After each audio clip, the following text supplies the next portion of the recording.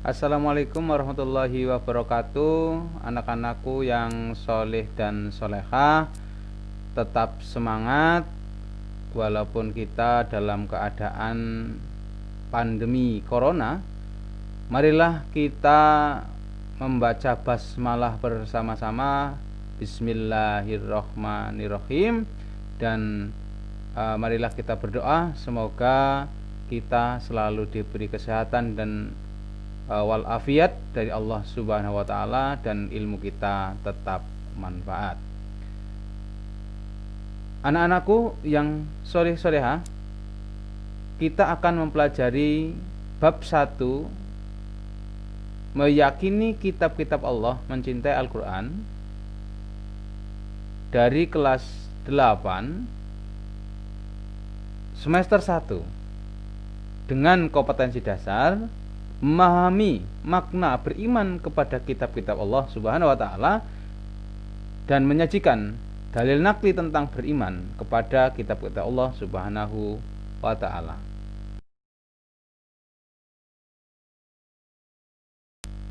Tujuan pembelajaran pada bab 1 yaitu peserta didik diharapkan mampu menjelaskan pengertian iman kepada kitab-kitab Allah dengan benar, menunjukkan dalil nakli tentang iman kepada kitab-kitab Allah Subhanahu wa taala, menyebutkan nabi dan rasul yang menerima kitab-kitab Allah Subhanahu wa taala, serta siswa-siswi yang soleh-solehah nanti bisa membiasakan atau mengamalkan ajaran Allah dalam kitab suci Al-Quran dalam kehidupan sehari-hari. Anak-anakku yang soleh dan solehah, selanjutnya kita akan mempelajari pengertian iman kepada kitab-kitab Allah Subhanahu wa taala. Yang pertama, iman itu artinya percaya dan meyakini. Bisa kita jabarkan bahwa iman itu percaya dan diyakini dalam hatinya, diucapkan oleh lisannya, dan dibuktikan dalam perbuatannya. Yang kedua adalah kitab Allah. Kitab Allah ialah wahyu Allah Subhanahu wa taala yang disampaikan kepada para rasul untuk diajarkan kepada umat manusia sebagai petunjuk dan pedoman hidup.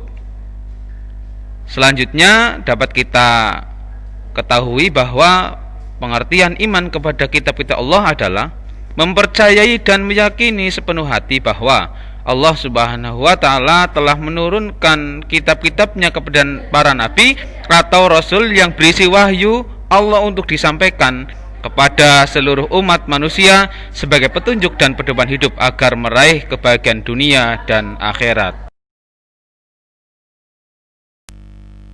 Anak-anakku yang soleh dan solehah, sekarang kita akan mengetahui nama kitab dan rasul penerimanya. Sudah kita ketahui sebelumnya bahwa kitab yang diturunkan Allah Subhanahu wa taala itu ada 4. Yang pertama kitab Taurat.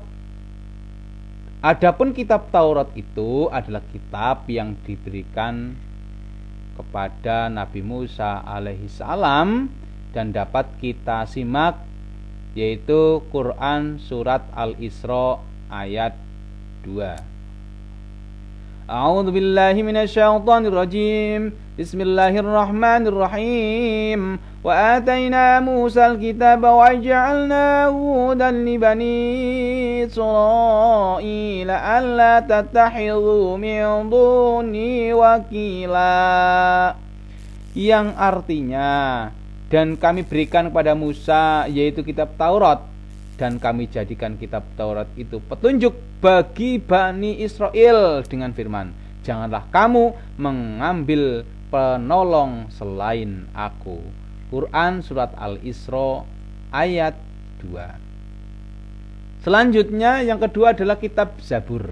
Kitab Zabur adalah kitab yang diturunkan kepada Nabi Daud alaihi salam.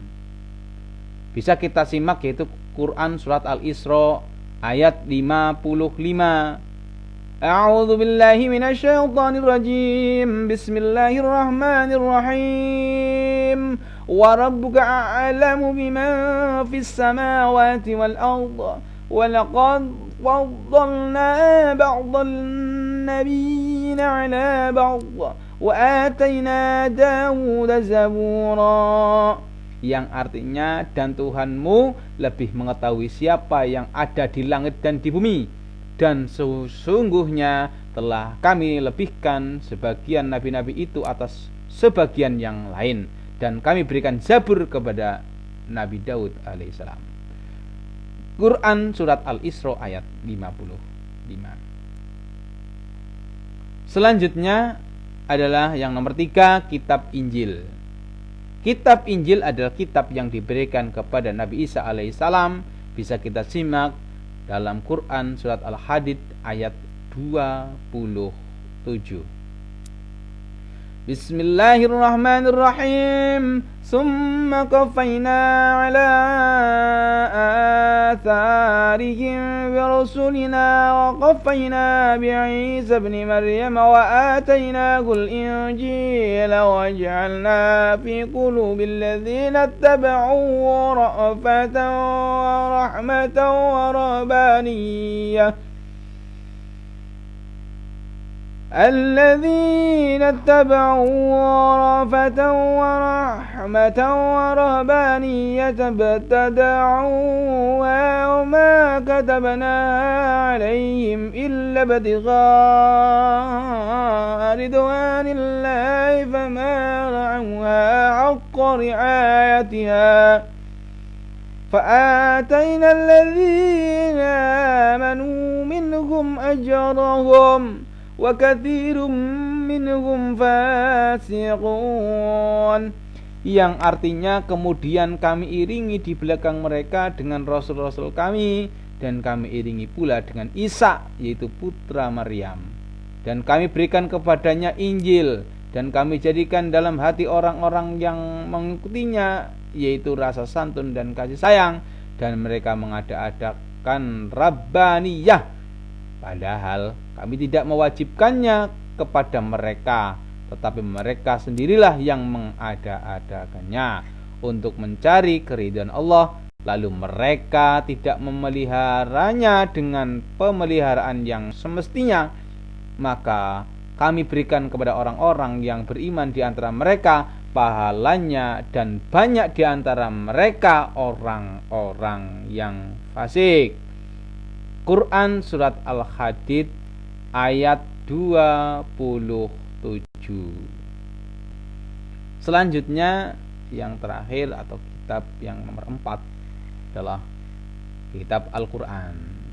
Kitab Al-Quran adalah kitab yang diwahyukan oleh Allah Subhanahu wa taala kepada Nabi Muhammad sallallahu alaihi wasallam. Bisa kita simak yaitu Quran surat Al-Imran ayat 3. Bismillahirrahmanirrahim. Nazzala 'alaikal kitaba bil haqqi musaddiqan lima baina yadayhi wa anzalan taurata wal injil. Artinya, Dia menurunkan Alkitab Al-Quran kepadamu Nabi Muhammad dengan sebenarnya, membenarkan kitab yang telah diturunkan sebelumnya, dan menurunkan Taurat dan Injil. Quran surat Al-Imran ayat 3. Selanjutnya adalah isi kitab Al-Quran.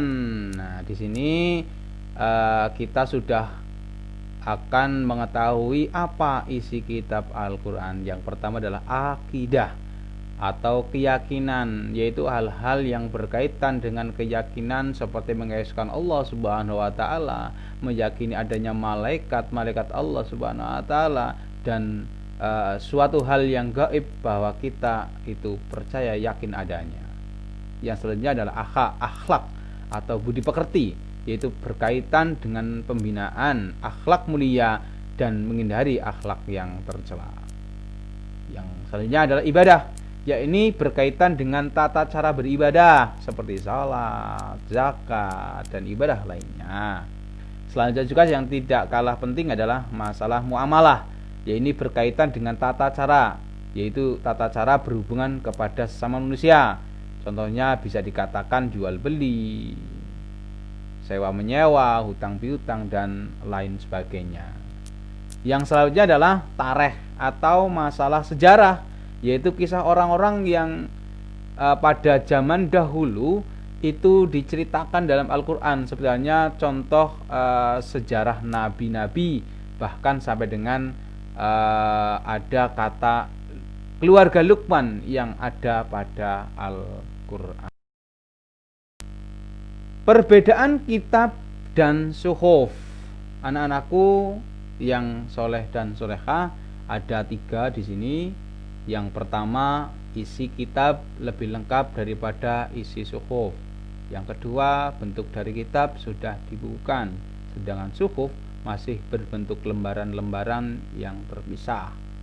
Yang ketiga, kitab biasanya berlaku lebih lama daripada suhuf. Dari 3 poin yang sudah kita sebutkan, maka dapat kita simpulkan bahwa kitab itu adalah wahyu yang diberikan Allah kepada Rasulnya yang berupa kitab, sedangkan suhuf itu adalah wahyu yang diberikan Allah kepada Rasulnya masih dalam berbentuk lembaran-lembaran. Selanjutnya adalah hikmah beriman kepada kitab-kitab Allah Subhanahu wa ta'ala. Yang pertama, memberikan petunjuk kepada manusia mana yang benar dan mana yang salah. Kedua, pedoman agar manusia tidak berselisih dalam menentukan kebenaran. Yang ketiga, memberikan informasi sejarah kehidupan orang-orang terdahulu. Hal ini bisa terjadi pelajaran hidup yang berharga bagi umat manusia saat ini. Yang keempat, manusia dapat mengetahui betapa besarnya perhatian dan kasih Allah Subhanahu wa ta'ala kepada hambanya dan makhluknya. Yang nomor 5, manusia yang beriman akan mendapat pengetahuan dan membedakan mana yang baik dan mana yang buruk, karena di dalam kitab dijelaskan tentang perilaku yang baik dan yang buruk. Nomor 6, mensyukuri segala anugerah dan nikmat Allah Subhanahu wa ta'ala, termasuk pemberian petunjuk yang benar melalui kitab-kitabnya. Selanjutnya, hati manusia menjadi lebih tentram dan menambah ilmu pengetahuan. Dan hikmah yang selanjutnya juga memiliki sikap toleransi yang tinggi, karena kitab-kitab Allah Subhanahu wa ta'ala memberikan penjelasan tentang penanaman sikap toleransi, saling menghormati, menghargai orang lain, bahkan pemeluk agama lain.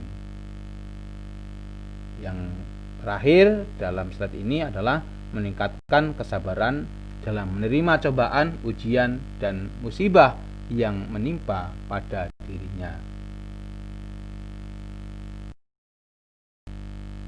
Anak-anakku yang soleh dan soleha, selanjutnya adalah penerapan perilaku beriman kepada kitab-kitab Allah Subhanahu wa ta'ala dalam kehidupan sehari-hari. Maka kita selaku umat Islam diharapkan setelah kita mengetahui iman kepada kitab-kitab Allah, dapat menerapkan dalam kehidupannya sehari-hari. Di antaranya mencintai Al-Quran dengan membacanya, mengkajinya tanpa ada bosan sedikit pun. Selanjutnya, kita rajin ibadah, baik sholat, ibadah puasa, baik wajib maupun sunnah. Selanjutnya adalah rajin beramal soleh, memberikan sedekah, infak, dan lain-lain sebagainya. Dan yang tidak kalah penting adalah menjauhi maksiat, yaitu kita berusaha bahwa kita tidak sampai melakukan hal-hal yang negatif. anak-anakku yang soleh dan solehah, setelah kita mempelajari pelajaran kita pada bab 1 dari awal sampai akhir, yaitu tentang beriman kepada kitab Allah, maka marilah kita berdoa semoga kita selalu diberi kesehatan walafiat serta ilmu yang berkah, dan pandemi corona pada masa ini dapat segera berlalu. Allahumma amin. Jadi saya cukup sekian, semoga bermanfaat. Assalamualaikum warahmatullahi wabarakatuh.